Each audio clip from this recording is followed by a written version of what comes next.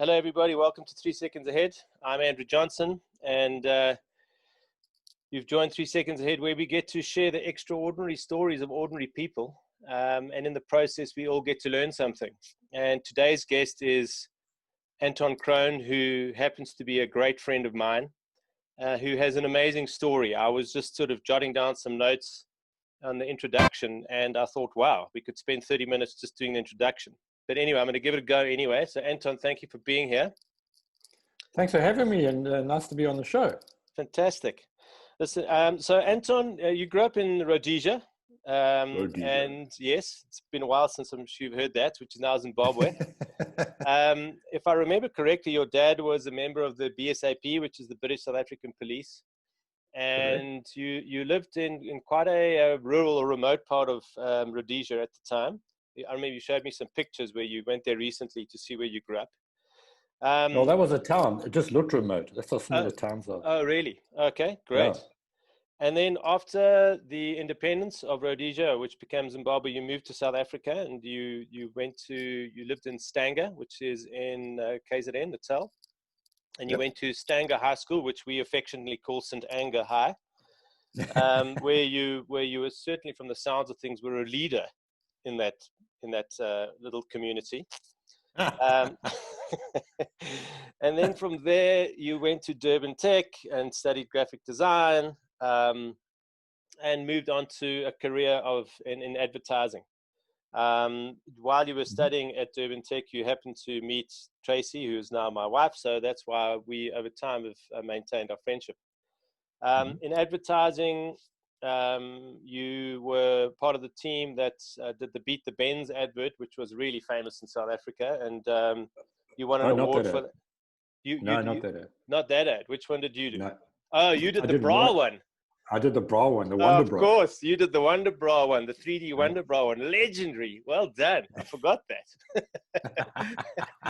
Okay, I would be in so much trouble if I tried to jump on the Beat the Benz there. Oh, no, you're right. So that's my fault. Correction, everybody. I might have told you that in confidence to make, to boost my ego, but the truth is, no. Well, like that, I'm actually happier that you did the Wonder Bra ad, to be honest. Okay, then, so you spent some time at Hunt Piscaris, and then very tragically, your dad was running the Little Switzerland in Drakensberg, and he was killed very tragically. And I actually remember the night. Remember the little pub called the 510½, where you lived with Ricky Bosman. We were at the 510½, and you had an old Volkswagen Beetle, and I remember that night. It was a very, very sad night. But that had a profound impact on you, and quite soon after that, again, if I remember correctly, you went on what I would call, and Australians would refer to as a walkabout. Exactly. To find something, and I'm quite curious to find out what it is that you found. But that walkabout included you being in the United States. You ended up in Manhattan, New York, and you were there during the 9/11 attacks. Again, must have been a crazy experience, but one that's left an impact on you. You then moved to Norway to spend some time with a pen pal that ultimately became your partner in crime, who we all met, Ellen, and is an amazing human being. And then came back to South Africa with Ellen, did your thing, and I don't know if I've got the term right, but you were creative director at Saatchi & Saatchi. Is that the right description? Yeah, eventually, yeah. Yeah, cool. And in that environment, you became a little bit disillusioned with advertising, and you again started sort of questioning your path in life. And ultimately, you gave that all up to pursue your passion for writing, and travel writing in particular. And with a very, very strong passion for conservation. So that's a very, very brief rundown of the introduction for Anton. As you can hear, it's been very interesting. Oh, the one thing I just remembered, he also decided to ride a motorbike from Cape Town was that to Burundi or Rwanda and back again? Well, Rwanda, Uganda and back. Okay, all on his own.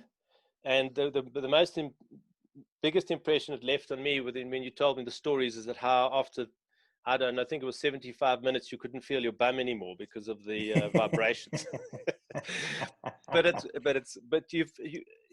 I think you can describe your life as quite an adventurous one. So, I mean, that's a very sort of brief rundown. And my first question I ask my guests is, so for those people that don't know you, and I've given a little rundown, is like, where does your story begin? And it can begin anywhere, when you're a child, when you're a teenager, whatever. Where would you like your story to begin?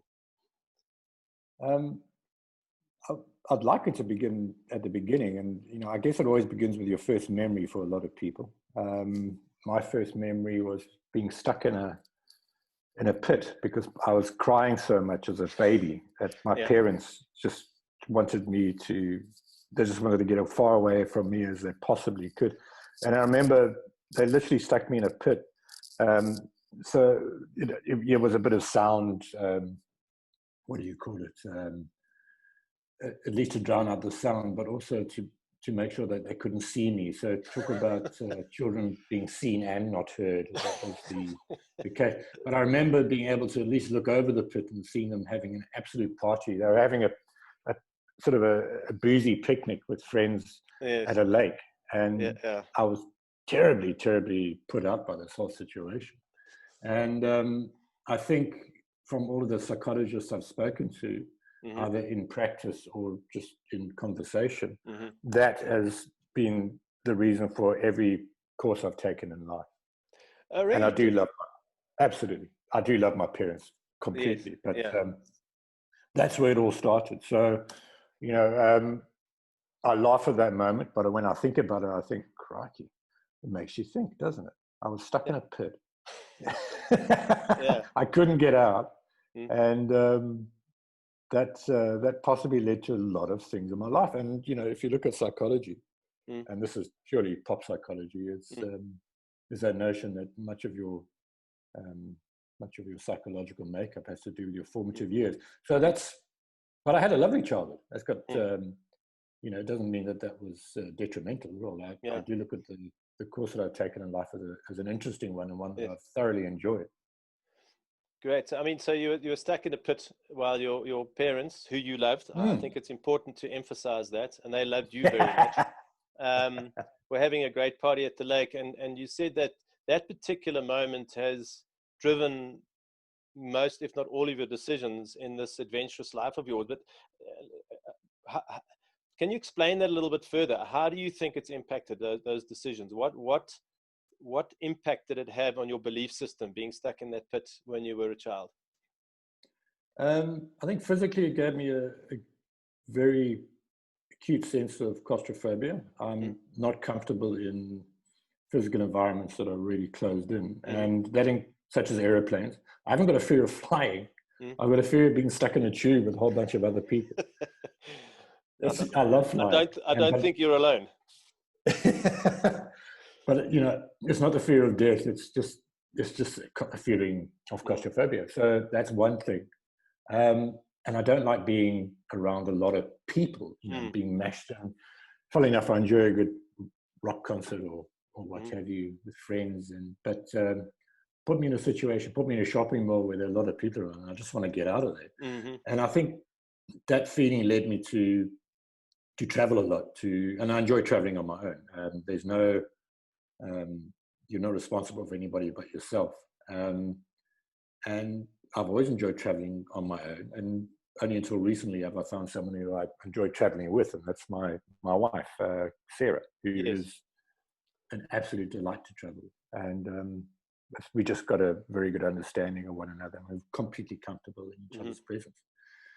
So going back to that moment, I think then all of those travels and trips and feelings of claustrophobia have led me to certain paths which have come to define me. So that's why I called it a formative experience, but it doesn't necessarily mean it was a bad one. Absolutely. I think what's quite nice to explore here is that it may not have been pleasant at the time, but on reflection, and what I'm hearing you say, on reflection, you look at that as almost as a gift, because that gift has given you the the desire to explore wide open spaces and to do things Mm. on your own and to be comfortable on your own. And you mentioned Absolutely. Sarah, who you travel with and you enjoy yourself with, and when you're traveling, but it almost sounds like you travel together alone because you're very Yeah, comfortable with one another, getting on with whatever they want to get on with, and no one judges absolutely. anyone. But Absolutely. I mean, that's a really powerful experience. I think most people could look at an experience like that, and it could become a burden, and they could apportion blame for all the terrible things in life, but you've used it to drive yourself forward. Mm. Do you think there's a link between that and your love of nature, and particularly the conservation side of nature? Yeah, I think the conservation side of it came much later on, as I started writing professionally, and you know, a lot of my writing had to do with African travel, and that inevitably led to wilderness travel, safaris, and what have you. And you start meeting people who are just extraordinary, who are so in tune with nature and so involved in nature, that they've made it their passion and drive to protect it. And that's led to my interest in conservation. It's a very difficult field because you have so many different opinions, and you have so many different people who are on the periphery who value nature as much as anybody. But I think to really understand it, you have to immerse yourself in it, and those are the types of people I was meeting and continue to meet, and I just admire what they do. So as much as it is about wildlife, it's also about the people who are immersed in nature. I find them fascinating, and if there's any angle or direction I've taken writing about conservation, it's about the people less than it is about the wildlife. Yeah, that's very interesting. I mean, you also do a lot of photography, and your photography is in your travels have been focused on the people rather than the wildlife, which is interesting because most people forget about the people in the Absolutely. conservation circle of life. Yeah, And absolutely. I would suggest that a lot of the challenge with conservation is because the people are forgotten. And they're not included in the sustainability of the process. And I think we've had this discussion before. And you have an amazing ability to bring the humanity or the humanness to the travel story and the conservation story. So you mentioning the people and immersing yourself in it is really powerful, because there's a tendency for conservation to become quite emotive and emotional, and people take it very personally. Whereas you are saying that the best people are the ones that get down and dirty on the ground, and that's what's motivated you. Absolutely. Cool, man. It's tough. You especially with social media these days. A lot of writing these days, a lot of journalism, a lot of what people think of journalism is really just opinion, which is fine. Yes. But then it's not framed in that sense. So people start believing, whatever they find aligns with their sense of things. So, and there's an enormous dearth of proper journalism in the conservation world, as there is in every other field in this day and age. So what I also try and do is bring some balance to it. And it's remarkably tricky, because you sometimes even then will get shouted down by people's opinions, and that's all well and good. But I'm finding one of the challenges these days is publishing on social media, publishing on the internet, and it's a wonderful medium to get information out there, but you also drown in a sea of opinion and conjecture, and it's really, really worrying in terms of the big journalistic picture for me. Yes. And the thing that suffers in conservation are the people who are actually on the ground, who have no connection with social media or whatever, trying to do what they can, which is trying to help the wilderness, or just trying to survive. Yeah. I mean, what you're talking about there is how emotional and emotive people can get when you put something that is balanced, well thought through, journalistically professional, and they, because it doesn't necessarily agree with their opinion, they will decide that you are the enemy, and they can get quite nasty. Absolutely. But I've got a question for you, Ant. How do you bring balance into your writing? What process do you go through to make sure that at least you believe that you're being balanced? I try and look at as many sides as there are to the equation, and try and find all the facts. So write with a mind to give other people a voice rather than one's own opinion. And I can't say I'm completely successful at that, because a lot of the facts, especially in conservation, because I'm not completely immersed in it, are hidden to me. And even the people who are immersed because they're so immersed, they don't have a sense of what the other player is doing. So you've got to investigate and find out as much as you can about both players if you want to talk about it in that sense. And it's tricky, but that's what I try and do. Just get both sides and get as many facts as I can that relate to the subject. I see. So, I mean, from what I'm hearing you say is that the step one is to sort of remove your ego from the equation as much as possible. Yeah. And then once you the way that you do that is by focusing on the facts as much as you possibly can. And I think Absolutely. I think it's commendable that you can say that, because you know that you don't get it right every time. And the fact that you acknowledge that you don't get it right every time means that your ego isn't driving it. But that doesn't mean you won't do the best you can. Yeah, no, exactly. Absolutely. And just to go on a different angle here, I have noticed when I was doing your intro that you've experienced a hell of a lot of change in your life,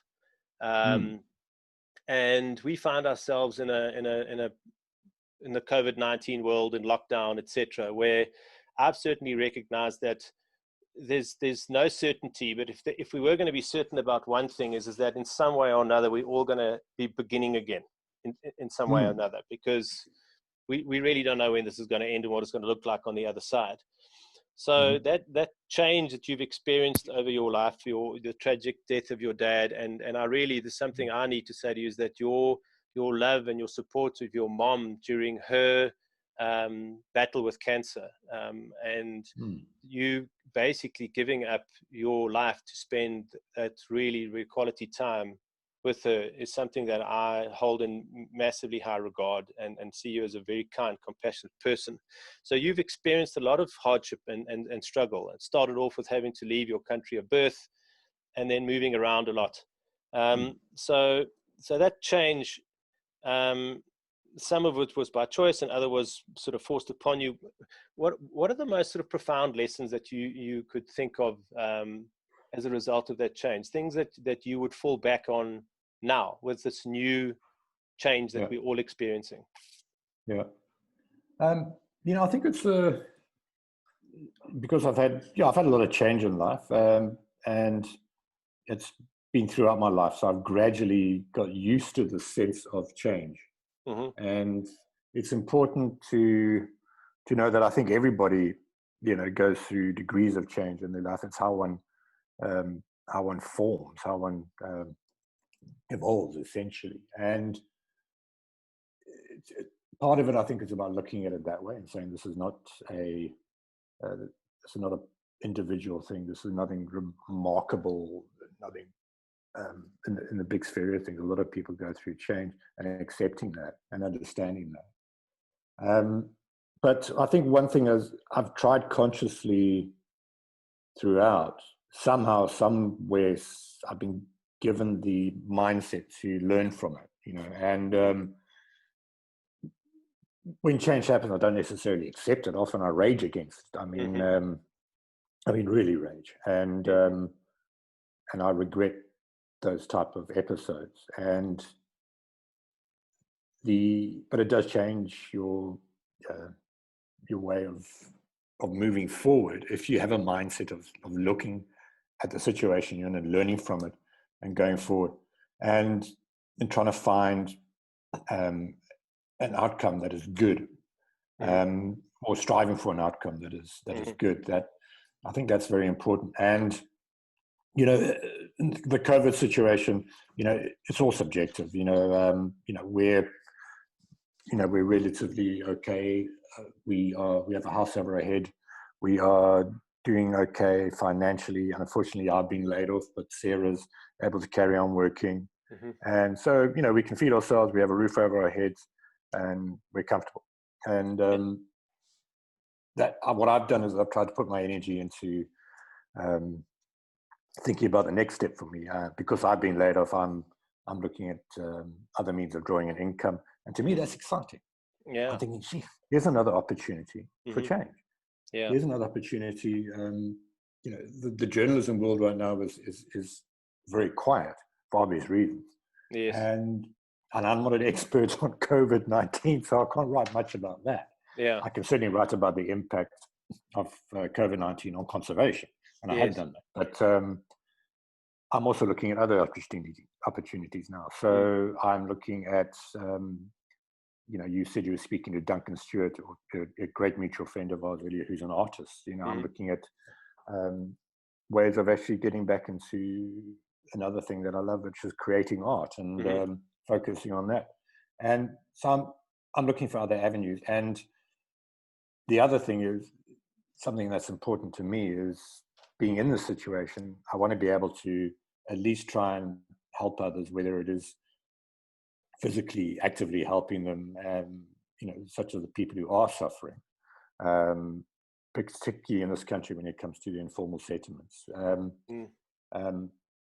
or at least drawing attention to that. And, the other thing that I'm trying to embark on now is a project to write about, photograph, and learn more about the situation in the informal settlements, how COVID-19 is affecting there, because I really don't think people are getting enough factual information, enough news out of those places. I think a lot of middle-income people are really living in a bubble, and that bubble's become a lot smaller because of COVID-19. Social media has distorted that bubble in many different directions, which I think are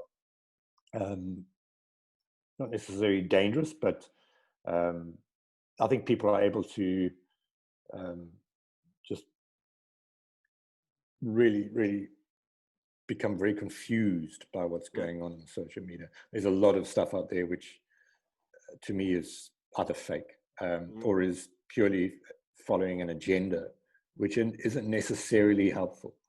And I think that in the for middle income people is the biggest concern for me. Whether you have a job or not, it's really tough. And lastly, that's the other side of things. This is going to affect everybody. And my hope is that we all come together as a society with a similar sort of mindset of getting through this. The government isn't necessarily doing things right, but at the same time, there's a lot of stuff that they're doing which isn't wrong. And we're all learning. There's never been anything like this. I was reading about the Spanish flu recently, and it's remarkable how this is as close as we can get to that. And it's remarkable how many of the governments at the time made very similar mistakes. People covering things, or not reporting things, covering things up because they didn't want people to panic. And it's important to learn from those lessons where we can. It's human nature, I guess. I find it fascinating. Yeah, I think, the time that we're in there's a real reminder that uncertainty is the only certainty we have. Absolutely. And that that getting comfortable with that is extremely powerful. And you've learned, as you said, over time, you've learned that. And then the first step, what I heard you say was, first of all, realizing it's not happening to me. Everybody, it's happening to everybody. I'm not special. And I can either let this overwhelm me, or what I can do is I can say, well, what can I do? And what I loved what you said was, okay, I've been laid off. But in the grand scheme of things, I've got a roof over my head, I've got food to eat, and I'm warm. And there's people in townships and in much worse circumstances than I am. And you know what? I'm going to see this as an exciting opportunity to grow, as difficult as it is, because opportunity doesn't mean it's easy. Opportunity more often than not means it's going to be difficult. But the really powerful thing, and what I loved you say was, okay, part of that opportunity comes from being of service, service to people, communities that are less fortunate than I am. And I really want to be able to tell their story and the truth. And also moving into the art side, you mentioned Duncan Stewart, I spoke with this week, and something that you love. It's something that you're passionate about, that you've sort of parked for a while. So another thing is, during this time, remind yourself of the things that you love and pursue those things, and just one step at a time. So I think those are some really valuable lessons that people can learn from. And also, just regarding the COVID-19, is just keep open-minded, because the worldview, particularly of the middle class, I'd say South Africans, but middle class worldwide, has become even more narrow and limited, because we're relying on social media, and we all know that the truth is like a needle in a haystack. It gets hidden amongst the straw. And it's for me, certainly, you're going like, I don't know what to believe anymore.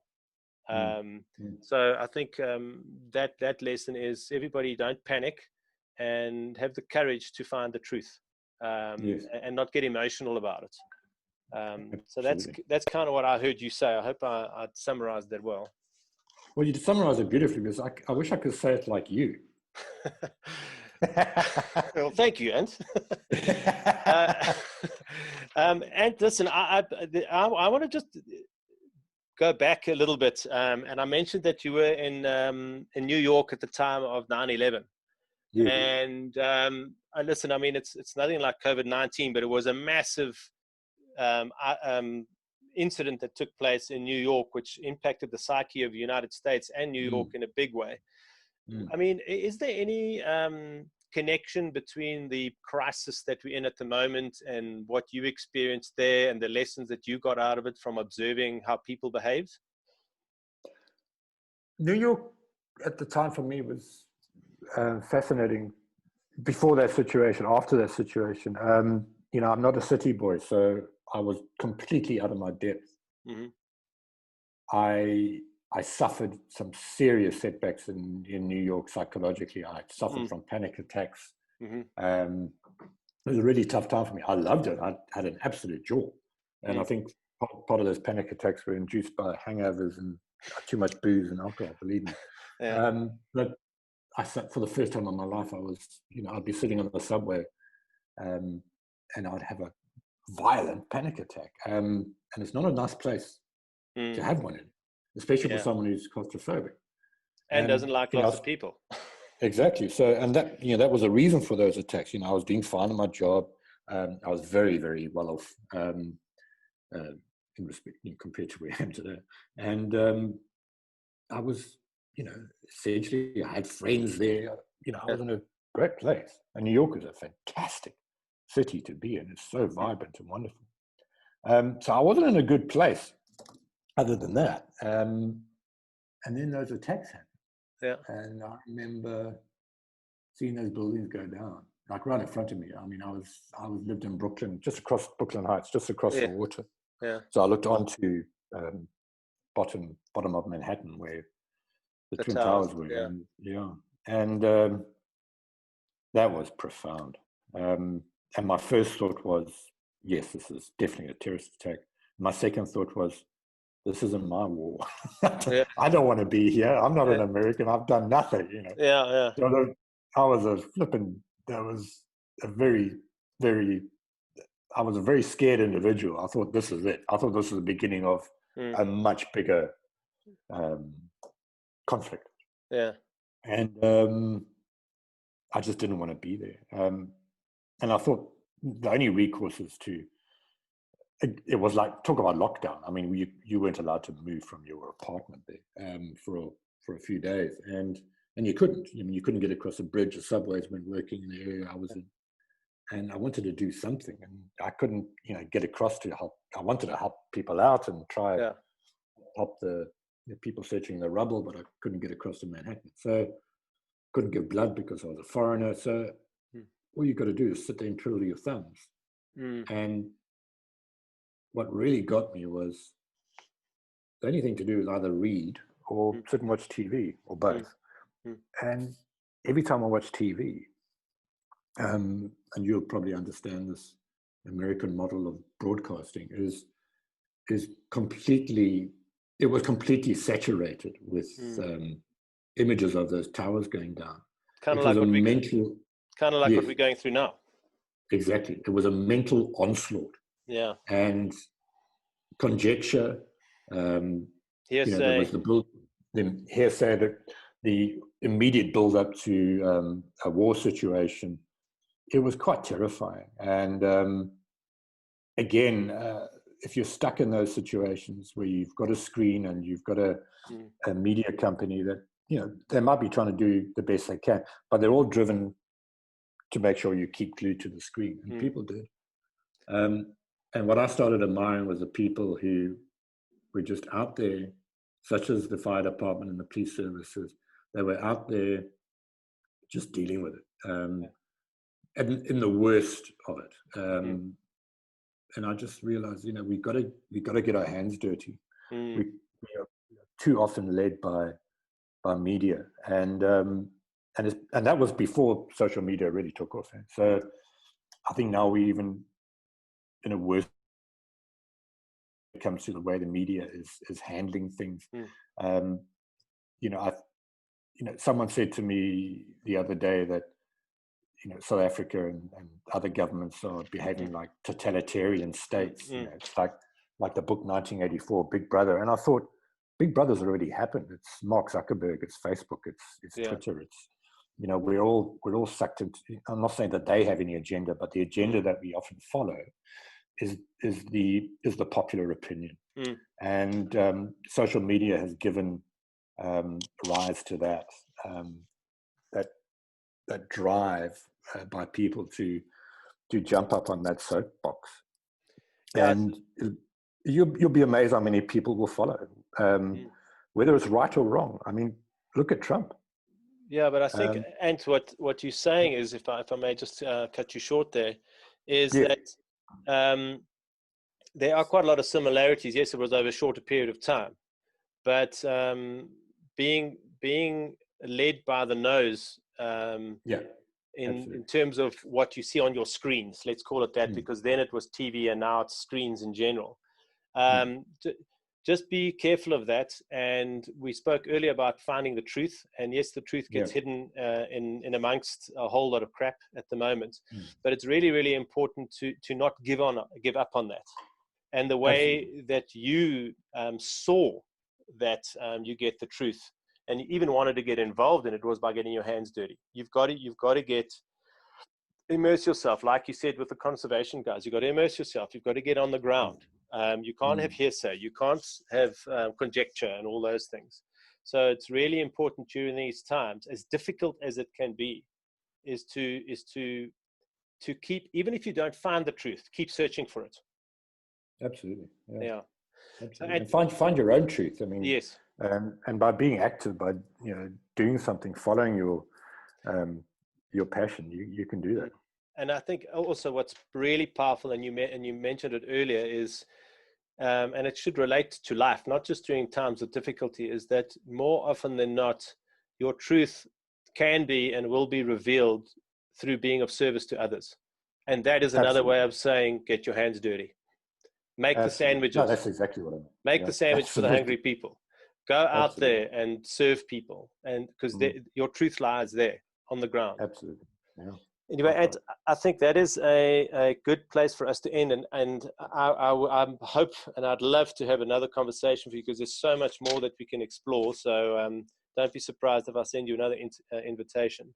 But I've thoroughly enjoyed this, and it's been great to get to know you even better. Oh, you too, man. Thank you so much, bud. And thanks for putting my words into such a wonderful form. I do realize I go off on a rant sometimes. And it's so nice to hear what I'm trying to say being played back to me. Yeah, excellent. Listen, and so we'll end it off there, and I will. The views and opinions expressed by this podcast are those of the authors and do not necessarily reflect the official policy or position of 3 Seconds Ahead. Any content provided by our authors are of their opinion and are not intended to malign any religion, ethnic group, club, organization, company, individual, or anyone or anything. While authors strive for accuracy, we can and will be wrong at times, as any honest person will have to admit.